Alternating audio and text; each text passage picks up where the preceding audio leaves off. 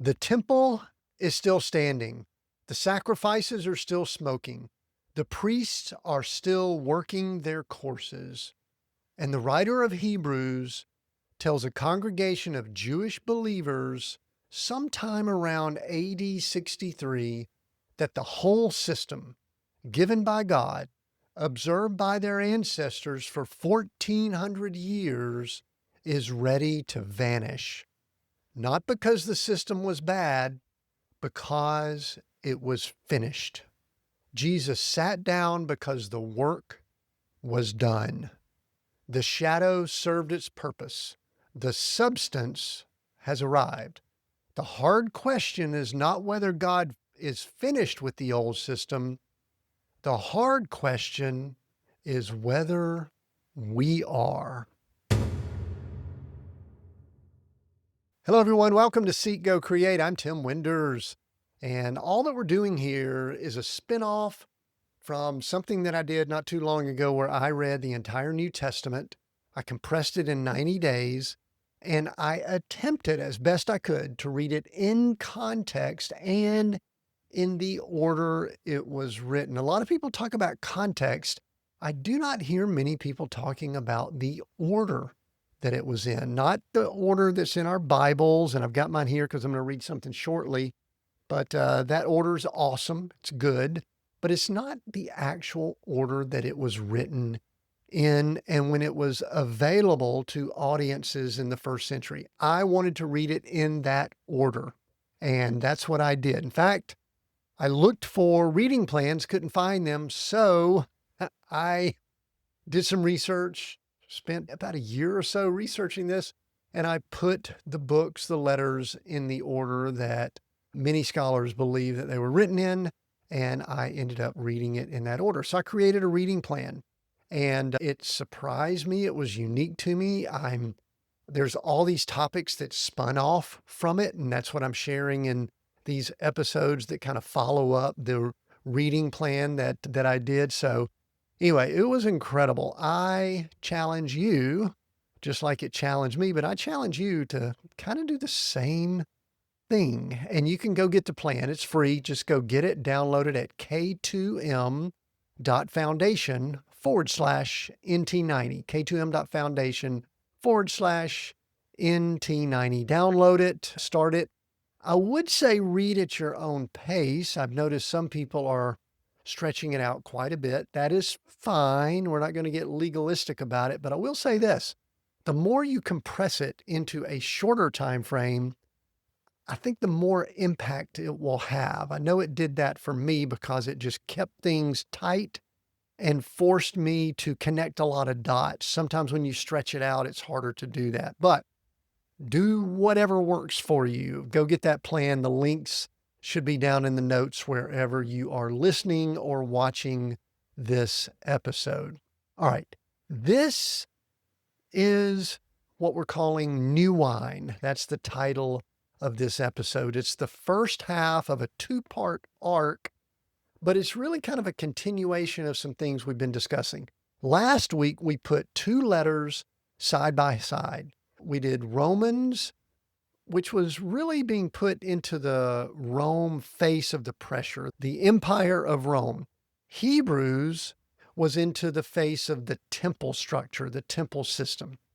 Same gospel, two bookends. If you haven't listened to that episode, this is a standalone, but you may want to circle back at some point because they do fit together. This week, we step inside the Hebrews half. Hebrews makes one argument across 13 chapters, and it is this. The old covenant religious system was real. It was given by God. It was good, and it was always temporary. It was a shadow pointing forward to a substance, and the substance came in the first century. And when the substance came, the shadow did its job and stepped aside.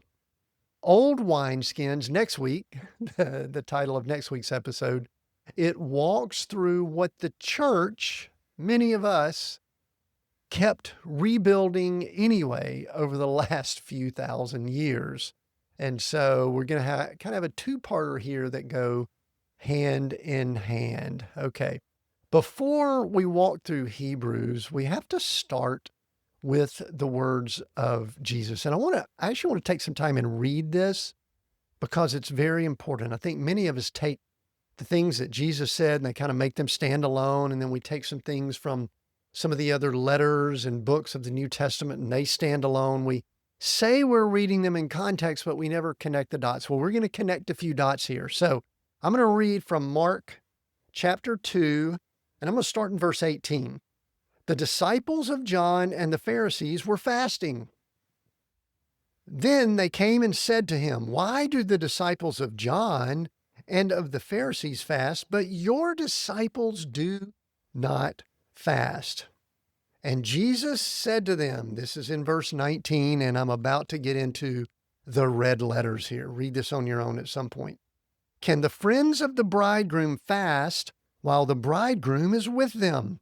As long as they have the bridegroom with them, they cannot fast. But the days will come when the bridegroom will be taken away from them, and then they will fast in those days. And then here's verse 21. No one sews a piece of unshrunk cloth on an old garment, or else the new piece pulls away from the old, and the tear is made worse. And then verse 22. And no one puts new wine into old wineskins, or else the new wine bursts the wineskins. The wine is spilled, and the wineskins are ruined. But new wine must be put into new wineskins. All right, that is somewhat foundational to this episode and the next episode. You see where it got the name. New wine and old wineskins is the next episode. So, Jesus answers, he's asked, why do you not fast? He answers with a wedding metaphor and then two short parables and says, you can't take old cloth, you can't take new cloth and patch an old garment, and then you can't take new wine and put it in old wineskins. It just doesn't work. And so those are two metaphors. One point, the new thing he is bringing, that he is all about, cannot be added to the old container. You cannot patch the gospel onto the old covenant. You cannot pour the new covenant into the old wineskins. You try and you lose both. They get destroyed. It does not work. Then Luke actually records one more line that most people skip.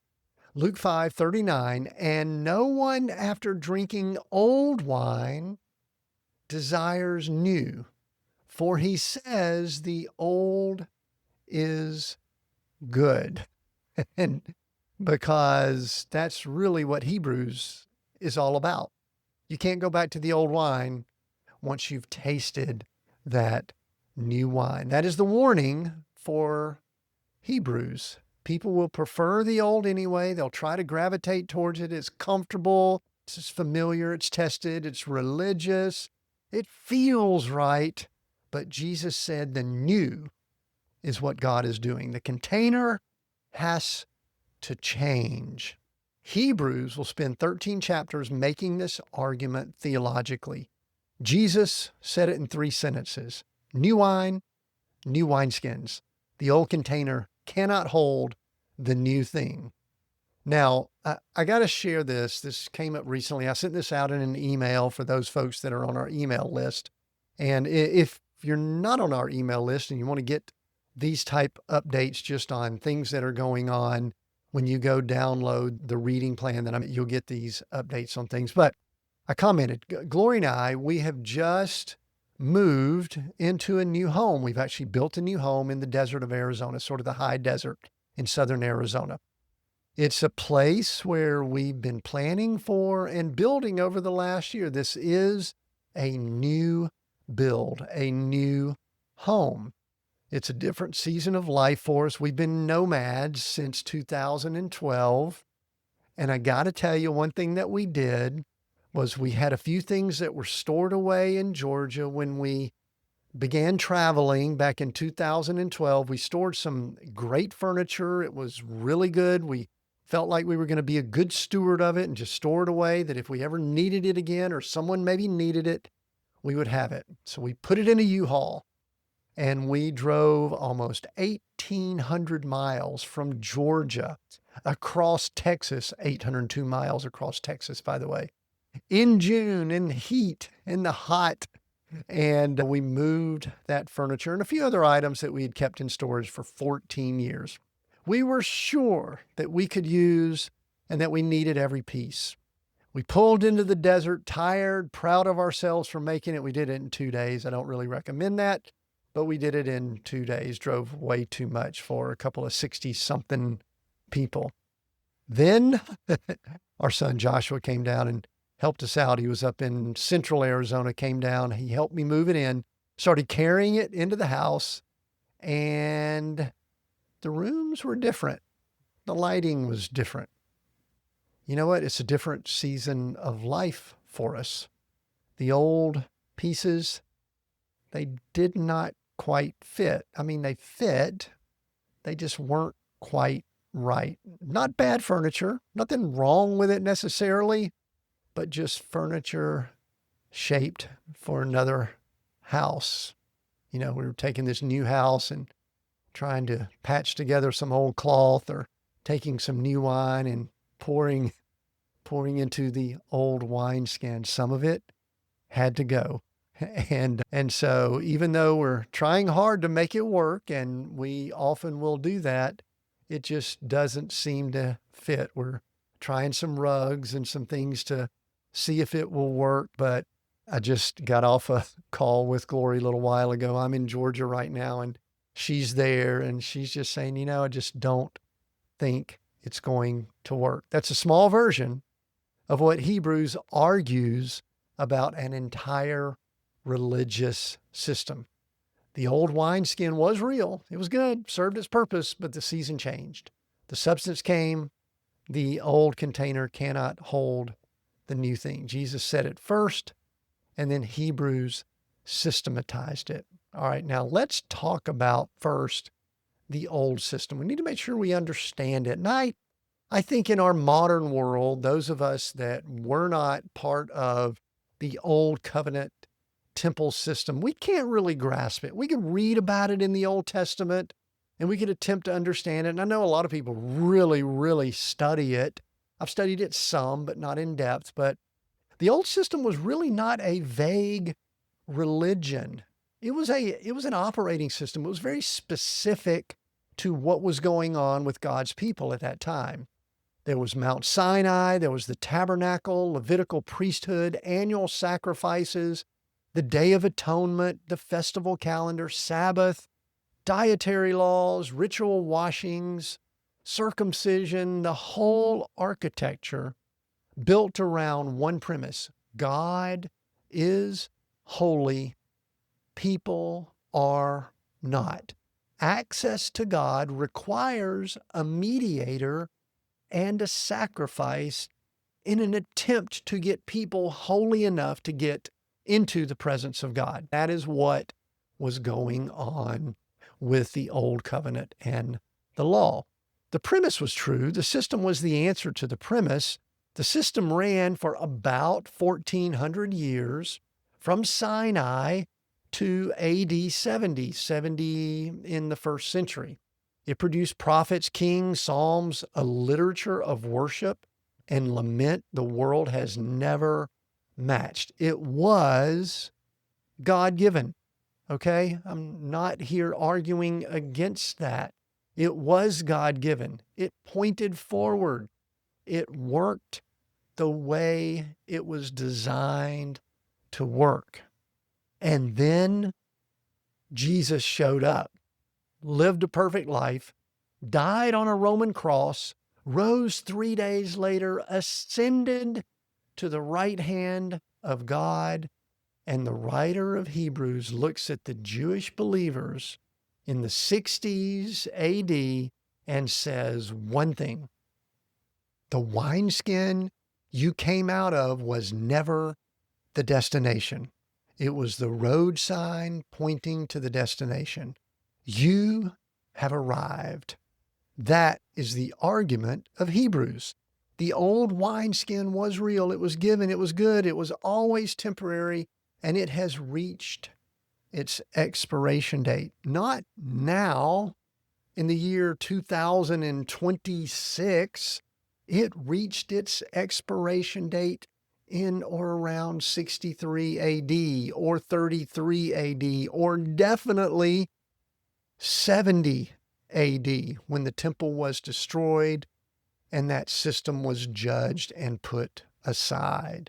So it has reached its ending and its expiration date. Now, there are two key words I want us to look at here that keeps coming up in Hebrews: shadow and substance. And for a long time, I didn't really clearly understand what was meant by these words. Let's look at them for just a second. Hebrews 8:5 says, the priests serve a copy and shadow of the heavenly things. Hebrews 10:1 says, the law has but a shadow of the good things to come instead of the true form of these realities. A shadow is a real thing. It is cast by the substance. It is shaped like the substance. It tells you the substance exists, but the shadow is not the substance. You cannot live inside a shadow. You cannot eat a shadow. You cannot be saved by a shadow. The shadow is the announcement or the representation that the substance is there or on the way. It is coming or it is there.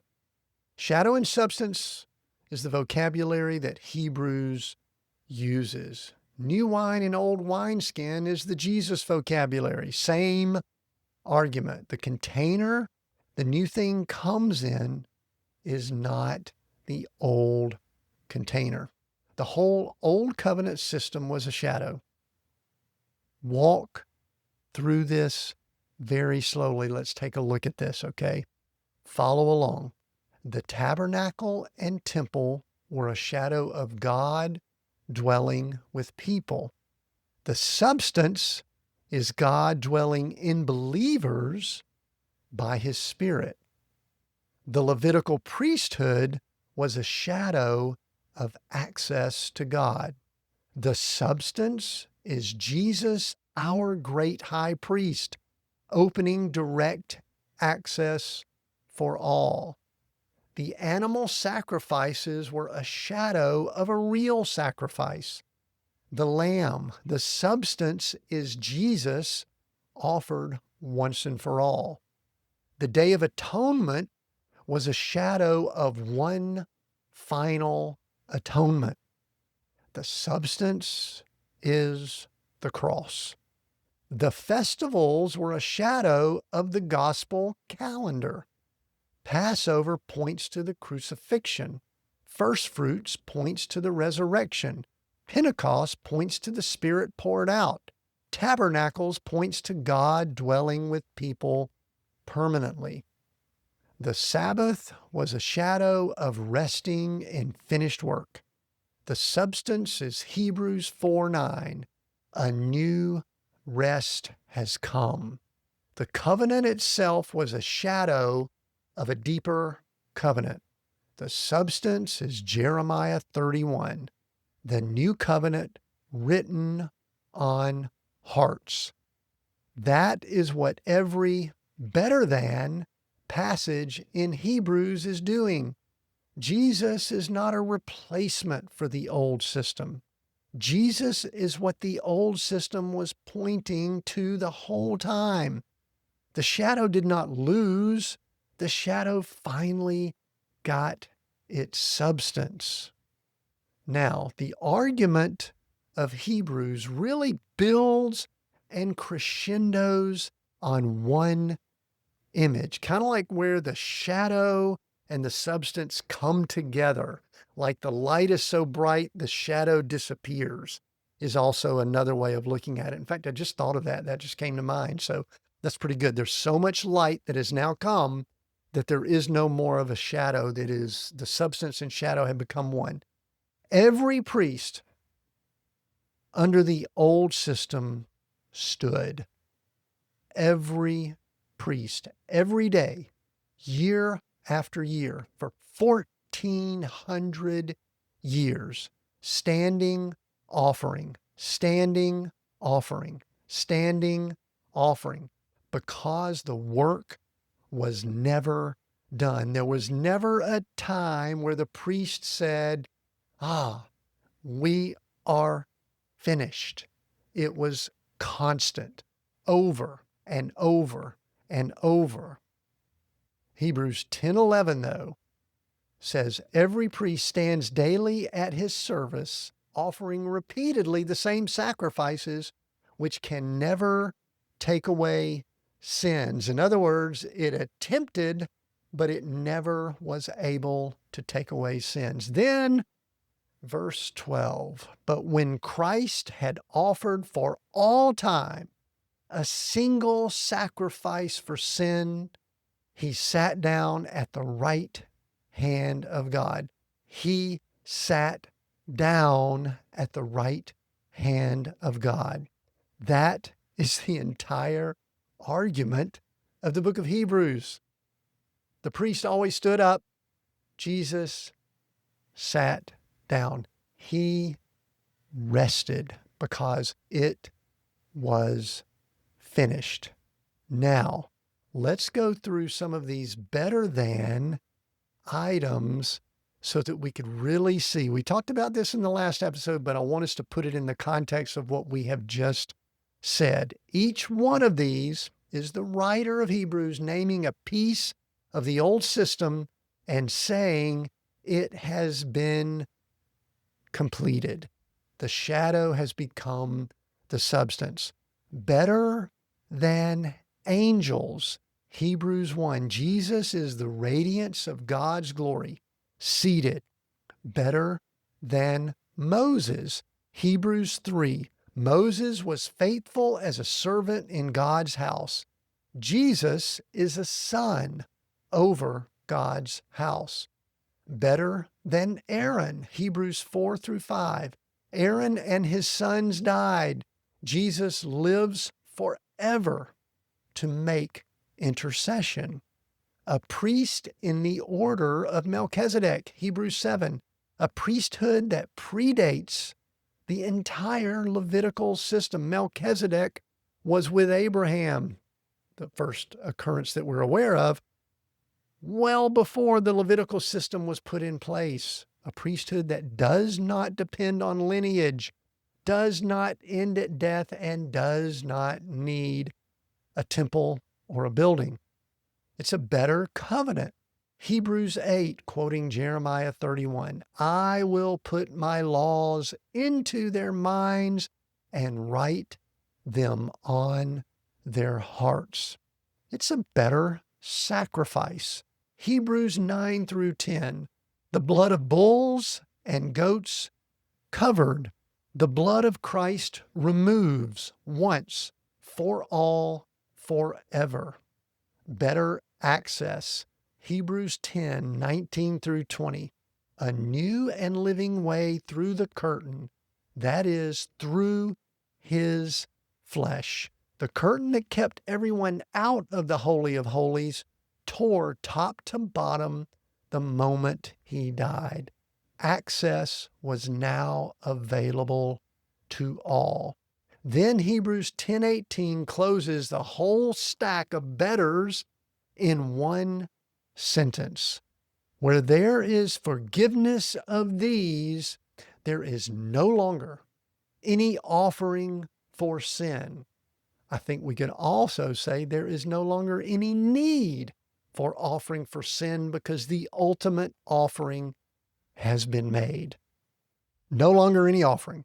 That's the line that ends the system. The substance has come. The shadow has become the substance. The shadow has done its job and it is gone. Jesus sat down because the work was finished.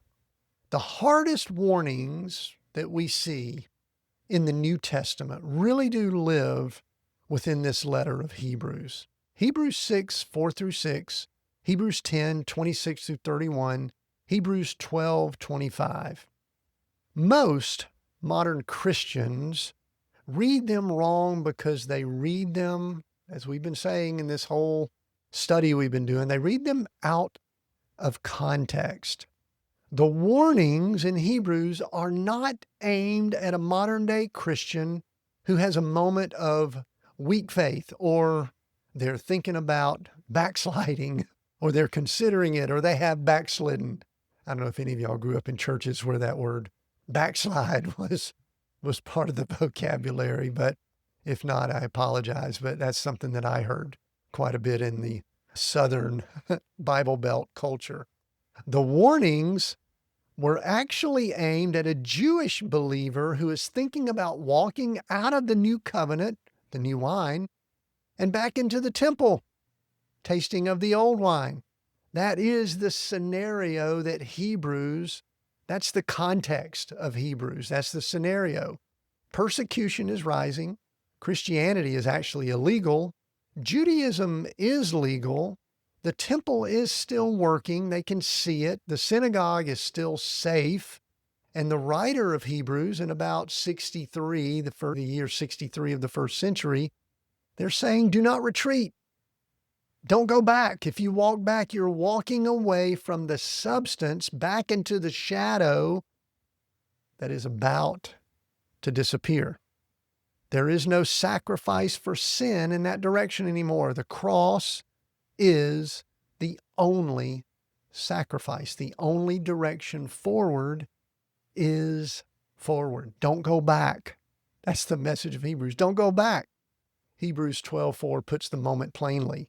You have not yet resisted to the point of shedding blood. Not yet. Those are my words, not yet. The worst is still ahead. Stay in the substance. Do not retreat into the shadow. These warnings are real. They are sharp, and they are aimed at a very specific decision in a very specific moment in history. They are not a general doctrine of how Christians lose their salvation. They are a final plea to a community standing in the doorway between two systems, telling them which way to step. Don't go back. Read them in their original setting, and the warnings are even more urgent than the modern misread makes them, because the writer is not warning about a moment of doubt. The writer is warning about an institutional retreat that within 7 years, we know this historically, the Romans were going to make impossible anyway. Now, this is kind of how it played out. Hebrews was written around 63 AD, about the year 63 in the first century. The writer keeps using urgent language. In these last days, the day is drawing near. It's ready to vanish away. Imminent, the time is now. Language, not 2,000 years later language, now in 63 AD. That language, when we read it out of context, sounds metaphorical. We try to apply it to us, and it just doesn't fit. The reason why? It was not metaphorical. It was real. It was for those people at that time. 7 years after Hebrews was written, the Roman general Titus laid siege to Jerusalem. And by the year 70 AD, the temple was rubble. The priesthood ended. The daily sacrifices stopped. And they have never resumed. To this day, almost 2,000 years later, there is no temple. Many people talk about it. They say that there needs to be a rebuilt temple so certain things can happen. There's no need for that. That is going back to a shadow when we have the substance. There is no temple, and it would be my estimation that we will see no temple in Jerusalem. There is no functioning Levitical priesthood. There are no animal sacrifices for sin. The system the writer of Hebrews was warning these believers about did not slowly drift into obsolescence. It was demolished by an empire and never rebuilt. And Hebrews, let's connect a few dots here. Hebrews was not the only voice. Jesus, about, 30 something years later, Jesus said it would happen. In his final week, standing in the temple courts, he told his disciples not one stone would be left on another, and that the generation hearing him would live to see it. That's Matthew 24. John saw it too.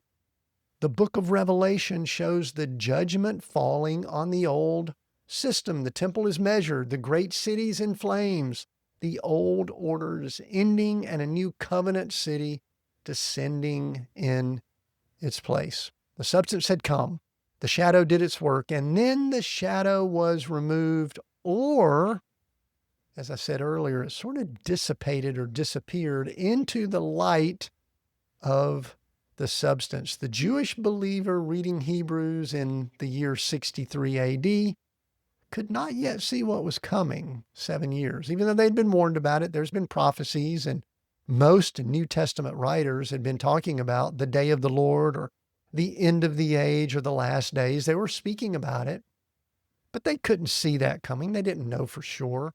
The writer could, or at least the Spirit who inspired the writer could. The whole letter is shaped by the awareness that the clock is running out on the old system, not because God hates Judaism, because the road sign does not need to keep standing once you have arrived at the destination.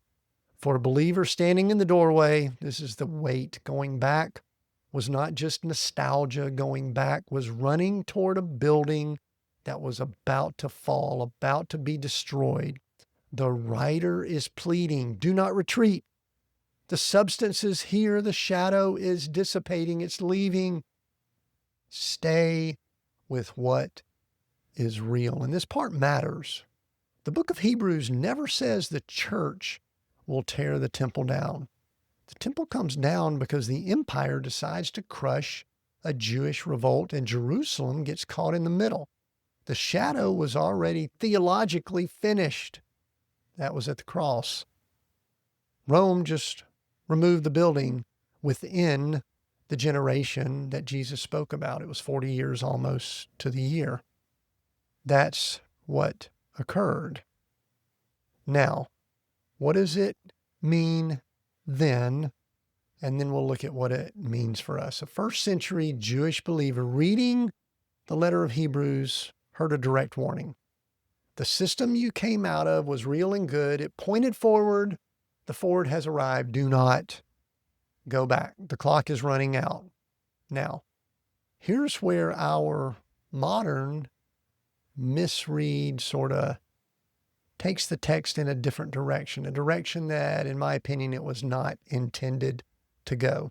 Some read it as anti-Jewish, as if the letter is saying Judaism was a mistake. It is not saying that. That is not the essence of Hebrews. The letter calls the system God-given. That is not anti-Judaism.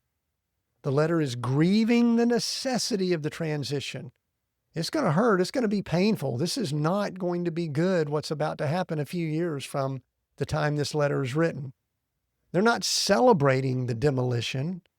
Other modern readers often ignore the original audience entirely and use the warning passages to scare individual Christians about losing their salvation in a modern moment of doubt. This is not what the warnings were about. And in fact, I think that is kind of spiritual or theological abuse when you do that, because it keeps many people, depending on their personality styles, afraid they're going to do something wrong and lose their salvation. Stop doing that.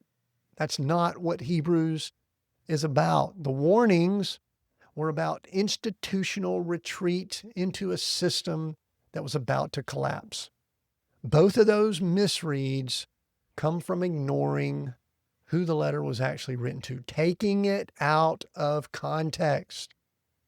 Now, let's look at what it does still mean for us. It still preaches. There's a few things that we can carry forward from Hebrews when we take it in context first. First thing is, The access is open, open wide. The curtain is torn. There is no human mediator between you, me, or God.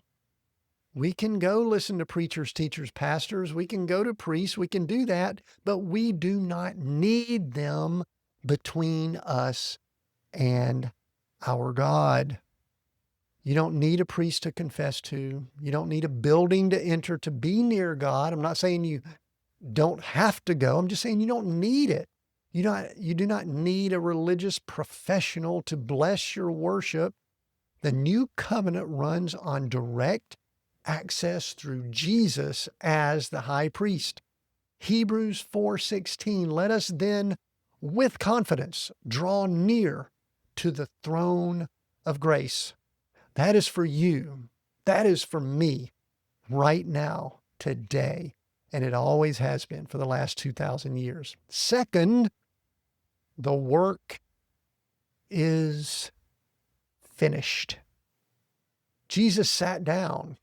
You're not adding to it. We don't have to put layers on top of. We don't have to lay a cloth over the legs of the people laying in front of the church service, even if they're wearing pants and not a skirt. You don't have to do that. You're not earning it. You are not maintaining it. Resting in the finished work is the substance. The Sabbath was always pointing to. That is what Hebrews says we left behind. The system was a shadow. The substance came. Jesus sat down at the right hand of the Father. New wine, new wineskins. Jesus said it first. Hebrews said it in detail. The substance has come. The old container served its purpose and stepped aside. The shadow, because of the light, merged into the substance. We are now functioning and operating with the substance alone. We don't need the shadow. The temple is gone. The priesthood is gone. The sacrifices are gone. The covenant is fulfilled. Jesus sat down because the work was finished. That is the half that Hebrews celebrates. The half we have not talked about yet is the half that is going to make next week a little bit harder, because unfortunately, the church, and we'll use that term in big terms, it did not actually leave the old system behind. The church kept rebuilding it piece by piece, different vocabulary, same architecture. Sabbath became Sunday, buildings became temples, pastors became priests, tithing became obligation, festivals became liturgical seasons, sacred space, sacred clothing, sacred objects, sacred professionals. The whole shadow got reassembled on top of the substance. Nobody planned it. The muscle memory, human nature just took over. That's what we're going to look at next week. Old wineskins, what the church brought back anyway. We'll name the dominoes and we'll see how they fell, or they are still falling. And then a few weeks after that, we're going to look at the political face of the same rebuild. This is something that keeps nagging at me, and I want to try to cover it, but I wanted to kind of build up to it, because the church did not just rebuild the temple. The church has also attempted to rebuild Rome. And that's what we see today in our modern governments and political structures. Make sure you get the reading plan. k2m.foundation/NT90. Download it, read through it. I challenge you. I beg you, please go do it. Don't listen to me on all this. All this stuff is just spinning off from this reading that I've done. If you go through that and something that you read doesn't match up with what I say, that's fine. I'm okay. But if it doesn't match what you have been taught, I think you should trust the text. This is Tim Winders. Keep seeking. See you on the next episode.